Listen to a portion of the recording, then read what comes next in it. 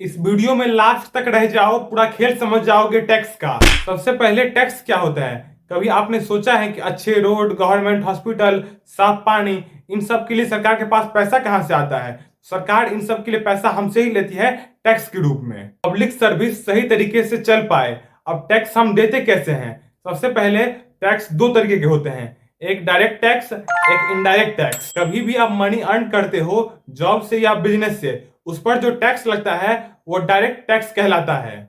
ये हमें गवर्नमेंट को देना पड़ता है, पर गवर्नमेंट को कैसे पता चलेगा कि हमने कितना कमाया? जैसे आधार कार्ड आपकी पहचान होती है, वैसे ही पैन कार्ड फाइनेंस की पहचान होती है। आपकी सैलरी, आपका बिजनेस इनकम, आपका इन्वेस्टमेंट, ये सब पैन कार्ड से लिंक होता है, इसीलिए ये सब कुछ सरकार को पता होता है। लेकिन टैक्स सबको नहीं लगता है। अगर आपकी एवरेज इनकम बेसिक लिमिट से ज्यादा है तब आपको टैक्स पे करना पड़ता है, और उसमें भी जो ज्यादा कमाते हैं उन्हें ज्यादा टैक्स पे करना पड़ता है। लेकिन ये टैक्स हम एक बार में नहीं देते हैं। जैसे कि आप किसी कंपनी में जॉब कर रहे हो तो वो कंपनी आपकी सैलरी में से कुछ पैसे हर महीने डिडक्ट करती है और गवर्नमेंट को देती है, और इसे हम टीडीएस कहते हैं। और इस सब का सारा रिकॉर्ड फॉर्म 168 में होता है। पर सरकार कहती है आप अपने इनकम का पूरा टैक्स मत दो, क्योंकि अगर आप अपने इनकम का कुछ हिस्सा सही जगह इन्वेस्ट कर रहे हो तो, जैसे PPF, insurance, NPS, education loan etcetera, तो आप उतना पैसा अपने इनकम से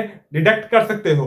आपके बचे हुए पैसे पर भी सिर्फ टैक्स लगेगा, इसे ही डिडक्शन कहते हैं। साल के लास्ट में आपको एक फॉर्म फिलअप करना पड़ता है जिसे कहते हैं आईटीआर, इनकम टैक्स रिटर्न। सरकार को ये बताने के लिए कि आपने कितना टैक्स पे किया है, कितना बाकी है।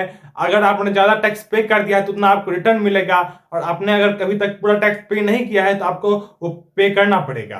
अभी तक सरकार को हम जितने भी पैसे दे रहे थे वो इनकम टैक्स के रूप में दे रहे थे, जिसको बोलते हैं डायरेक्ट टैक्स। अब हम इनडायरेक्ट टैक्स किसे कहते हैं? जैसे कि हम कहीं पर भी पैसे खर्च करते हैं, मोबाइल, फूड, शॉपिंग एक्सेट्रा, तो वहां पर भी हमें टैक्स लगता है, जिसे हम जीएसटी बोलते हैं। बहुत सिंपल है। फॉर एग्जाम्पल, आपने एक 20,000 का वॉच खरीदा, उस पे 18% जीएसटी जुड़ गया। वो पैसे दुकानदार जमा करेगा सरकार को, और जो बाकी बचेगा वो सारा वो रखेगा। कुछ भी डाउट हुआ हो कमेंट जरूर करना, और कमेंट में ये बताना आखिर तुम करते क्या हो। वीडियो को लाइक, चैनल को फॉलो और सब्सक्राइब कर लेना ताकि ऐसे ही इंफॉर्मेटिव वीडियो छूटे ना।